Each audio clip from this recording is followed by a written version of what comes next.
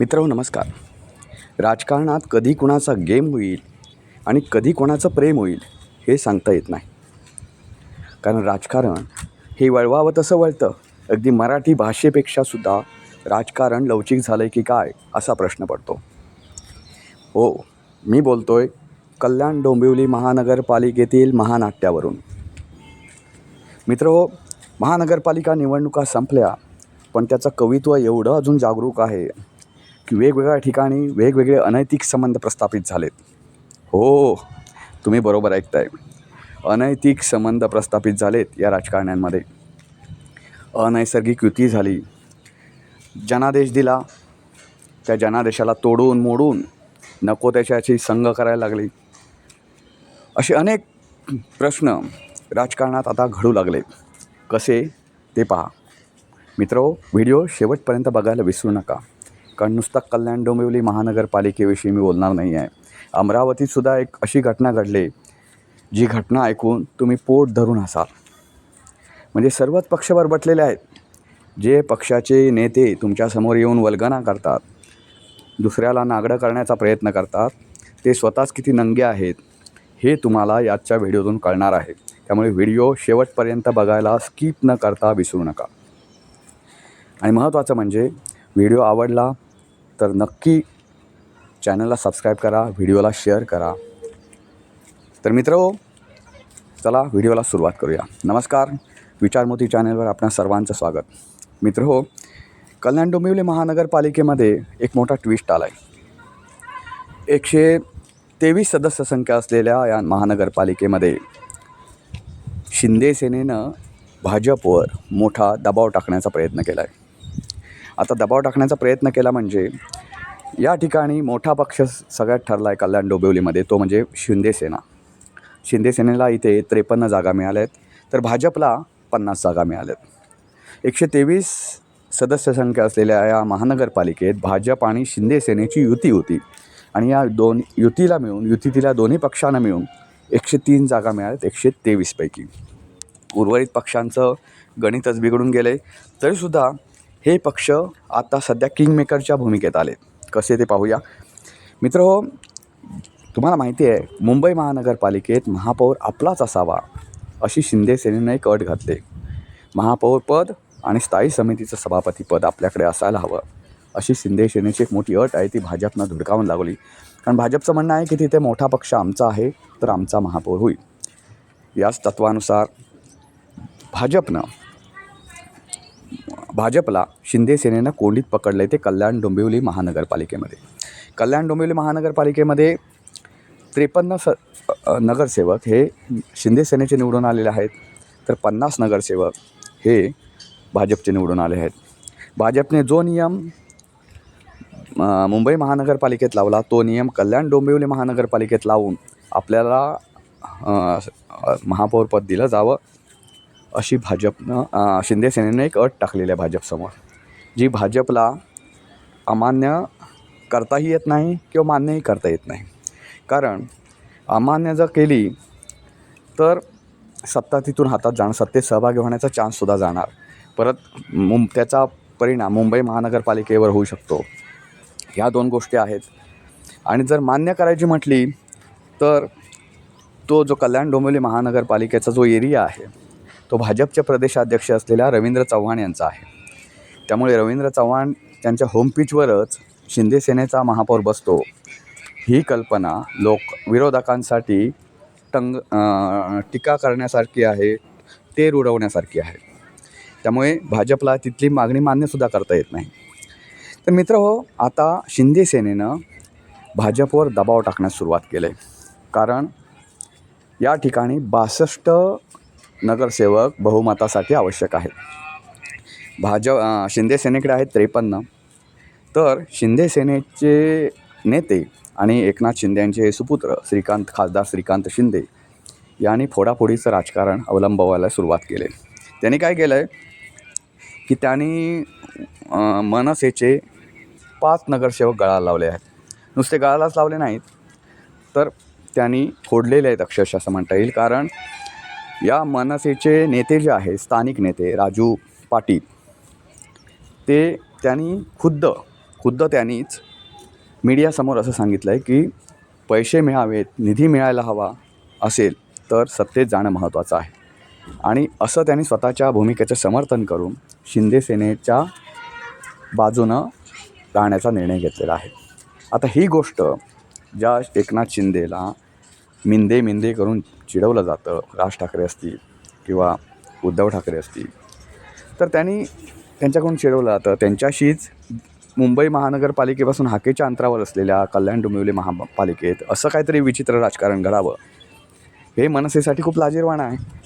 बरं, मनसेसाठी लाजिरवाणं म्हणजे मनसेच्या पदाधिकाऱ्यांना माहिती नाही का, राज ठाकरेंनाही माहिती नाही का हे नवी मुंबईमध्ये जे काय राजकारण चालू आहे ते? तर माहिती आहे, अशी माहिती नसण्याचा विषयच येत नाही, कारण जवळचीच महानगरपालिका आहे, मोठी महानगरपालिका आहे राज्यातली. पण त्यांनी त्याच्याकडे दुर्लक्ष केलं आणि या विषयावर संजय राऊत यांनी असं म्हटलं आहे की या प्रकरणात म्हणजे मनसेनं शिंदे सेनेला पाठिंबा द्यावा, या प्रकरणात उद्धव ठाकरेंनी गांभीर्याने लक्ष घातलं आहे, असं संजय राऊत यांनी स्टेटमेंट केलं. आता बघा किती हास्यास्पद आहे. संजय राऊतनी असं म्हणायला उद्धव सेनेला स्वतःचे नगरसेवक पण तिथे राखता आले नाहीत. कालच म्हणजे बुधवारी उद्धव सेनेनं त्यांच्या गटाची नोंदणी कोकण भवनला जाऊन केली. त्याच्यात एक तुम्हाला सांगतो नोंदणीचं काय महत्त्व आहे ते. तर कोकण भवनला जाऊन केली त्यावेळी उद्धव सेनेचे 4 नगरसेवक हे अनुपस्थित होते.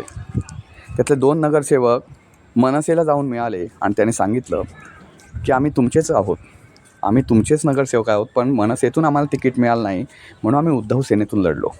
असं एक हास्यास्पद त्याने एक भूमिका घेतली. तर अशा प्रकारे ते जे 2 नगरसेवक होते उद्धव सेनेचे, जे म्हणतात की मी मनसेचेच आहोत पण आम्हाला तिकीट मिळालं नाही म्हणून उद्धव सेनेतून गेलो, असं जे म्हणत आहेत, ते आता मनसेबरोबर जाण्याच्या तयारीत आहेत. म्हणजे मनसेबरोबर म्हणजे थोडक्यात शिंदे सेनेबरोबर. आणि 2 नगरसेवक होते ते कुठं गेलं हे कोणालाच माहिती नाही.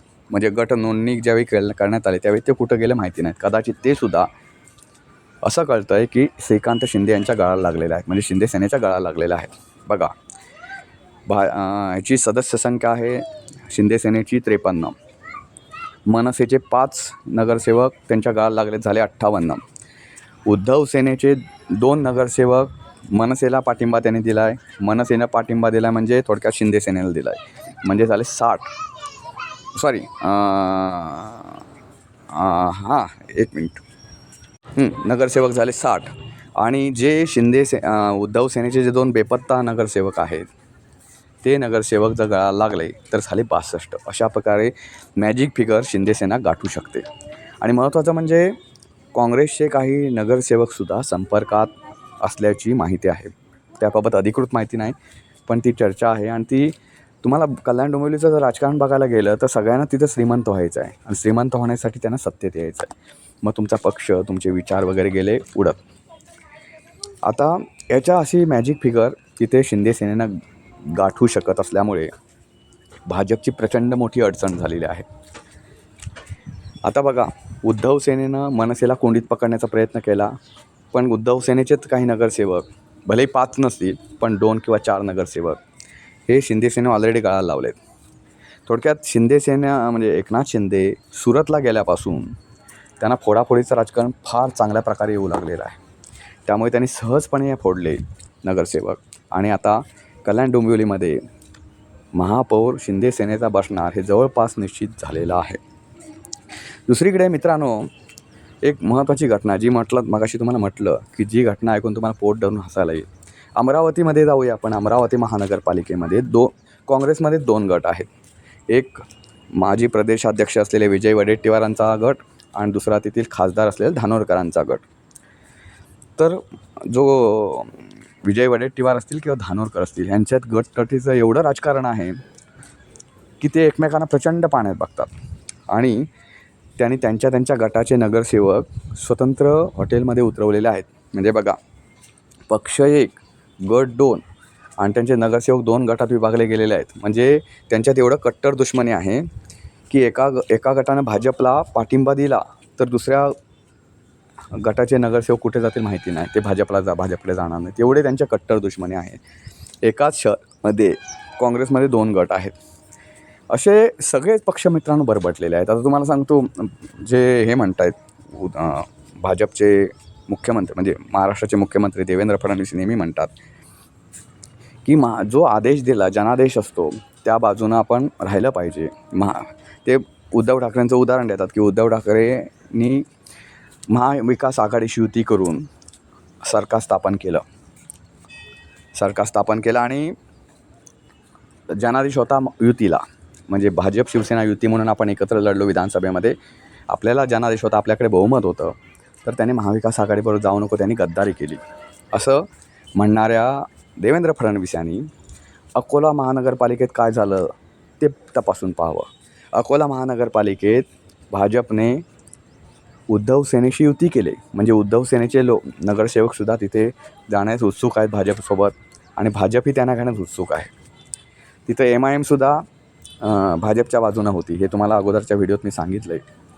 म्हणजे कुठला पक्ष आता राहायला सांगा की जो पक्ष व्यवस्थित आहे, जो पक्ष कोणाशी युती करत आहे. आणि महत्त्वाचं म्हणजे मनसेचे नेते, कल्याण डोंबिवली महानगरपालिकेच्या बाबतीत बोलतो मी, मनसेचे नेते संदीप देशपांडे यांनी तर असं सांगितलं आहे की तो स्थानिक पातळीवरचा निर्णय आहे. म्हणजे लोकांना किती गलिच्छ समजता, पत्रकार असतील, मतदार असतील, किती गलिच्छ म्हणता. म्हणजे स्थानिक पातळीवर काही करावं, स्थानिक पातळीवर तुमची भूमिका काहीच महत्त्वाची नाही. स्थानिक पातळीवरचा माणूस, आता झेडपीच्या निवडणुका आल्यात, त्या पण स्थानिक पातळीवरच्या, तुम्ही कुठल्या अँगलने असा प्रचार कराल की आम्हाला मतदान करा, आम्हाला मतदान करा, त्या पण स्थानिक पातळीवरच्याच निवडणुका आहेत. त्यावेळी तुम्ही जर असा प्रचार केलेत की आम्हाला मतदान करा, तर लोक म्हणतील त्या भाजपला दिलेलं बरं ना, तुम्ही निवडून तिकडे जाण्यापेक्षा आम्ही भाजपच्याच उमेदवाराला मतदान करून त्यांना सत्तेवर देऊ. तुम्हाला कशाला सत्ता द्यायची विरोधी पक्षांना मतदान करायचंच कशाला? तुम्ही त्यानंतर भाजपच्या किंवा सत्ताधारी जो कोण तिथे मोठा पक्ष असेल सत्तेकडे जवळपास जाणारा, त्यांना तुम्ही जर पाठिंबा देणार असा तर त्यालाच आम्ही निवडून आणू ना. घोडेबाजार तर टळेल. मित्रांनो, महाराष्ट्राचं राजकारण कुठे जातं आहे हे तुम्ही पाहू शकता. कल्याण डोंबिवली महानगरपालिकेच्या बाबतीत आणखी एक बोलायचं झालं मित्रांनो, तर तिथे घोडेबाजारात प्रचंड ऊत आलेला आहे. साम दाम दंड भेद पैसा सगळ्या प्रकारची आयुधं वापरून शिंदे सेना तिथं सत्तेवर येणार हे जवळपास आता निश्चित झालेलं आहे मित्रांनो. हे म्हणतात नाही काय, अनैतिक संबंध, अनैसर्गिक संबंध, म्हणजे ज्याला जनादेश दिला आहे तो जनादेश सरळ पायदळी तुडवण्याचं कारस्थान महाराष्ट्रातील प्रत्येक महानगरपालिकेमध्ये सुरू आहे. तुम्हाला काँग्रेसमध्ये अंतर्गत गटबाजी कशी आहे ते पण तुम्हाला सांगितलं. मित्रो, राजकारण महाराष्ट्रातील जे आहे ते कुठल्या पातळीवर चाललं आहे, हे ज्या युती झाले आहेत, ज्यांना जनादेश आहे पण तो जनादेश डावलून दुसऱ्याशीच कोणाशी तरी संघ करायची, हे राजकारणात योग्य आहे का? हा जनादेशाचा अनादर आहे असं तुम्हाला वाटत नाही का? तुमची मतं नक्की कॉमेंट बॉक्समध्ये कळवा. आणि हो, आवडला व्हिडिओ तर चॅनलला सबस्क्राईब करायला विसरू नका. पुन्हा भेटू पुन्हा एका नवीन व्हिडिओचा. तोपर्यंत नमस्कार.